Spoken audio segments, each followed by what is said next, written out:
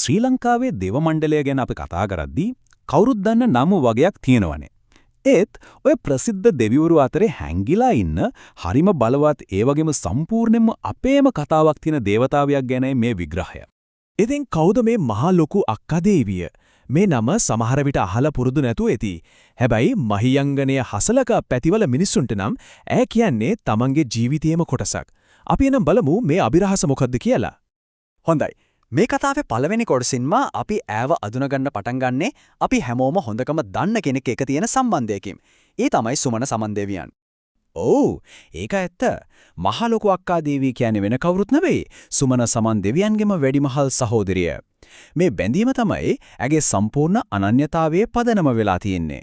සමන් දෙවියන් කිව්වම අපිට මතක් වෙන්නේ රත්නපුරේ වුණාට මේ දේවතාවියගේ බලය තහවුරු වෙලා තියෙන්නේ මහයංගනේ වටා. දැන් අපි බලමු ඇගේ වන්දනාව මේ ප්‍රදේශවල පැතිරිලා තියෙන්නේ කොහොමද? ඒ වගේම ඒකේ තියෙන විශේෂත්වය මොකක්ද කියලා. මේක තමයි පුදුමම කාරණය. රත්නපුර මහා සමන් දේවාලය ඇය ගැන සඳහනක්වත් හොයාගන්න අමාරුයි.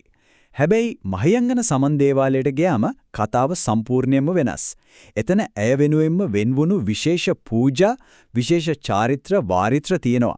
ඇයව සලකන්නේ ඒ පළාතේ මහා රැකවලියේ විදිහට. ඇගේ බලය ගැන කියවෙන හරිම අපූර්ව චාරිත්‍රයක් තියෙනවා. සබරගමුවේ සහ උවේ සමහර දේවාලවල බැතිමතෙක් සමන් දෙවියන්ට පූජා වට්ටියක් තිබ්බට පස්සේ කපු මහත්තයාගේ කනට කරලා මෙහෙම රහසින් කියනවලු. මහලොකුවන්ටත් එක්කයි කියලා.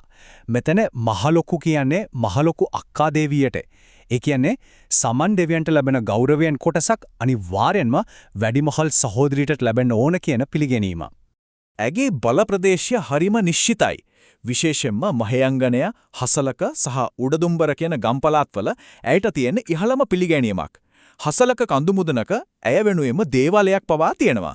ඒ විතරක් නෙවෙයි, පදියතලාව පාරේ දෙහිගොල්ල කියන ගමේ තියෙන සලුකන්ද කියන තැන ඇගේ සලුපිලි නිදාන් කරලා තියෙනවා කියලත් ගැමියන් අතරේ ප්‍රබල විශ්වාසයක් තියෙනවා. ඉතින් කොහොමද මේ දේවතාවිය මෙච්චර බලවත් උනේ? ඇගේ බලය මිනිස්සුන්ට මුලින්ම දැක ගන්න ලැබුණේ කොහොමද? ආන්නේ ගැන කියවෙන හරිම රසවත් ගැමි කතාවක් තියෙනවා.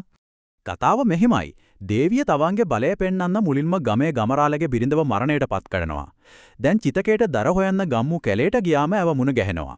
ඇය කියනවා ගමරාල තමන්ට පක්ෂපාතී වෙනවා කියලා පොරොන්දු වෙනවා නම් බිරිඳට ආයත් පණ දෙන්න පුළුවන් කියලා.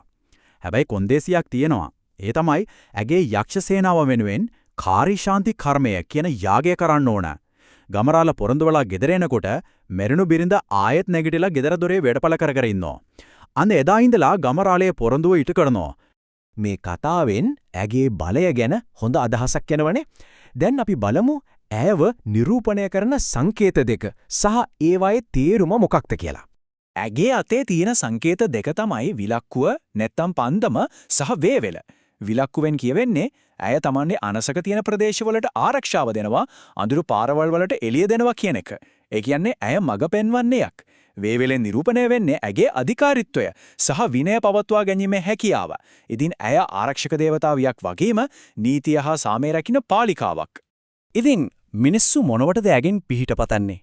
ප්‍රධාන වශයෙන්ම පැපොල, සරම්ප වගේ බෝවෙන රෝග. ඒ කියන්නේ දෙවියන්ගේ ලෙඩ.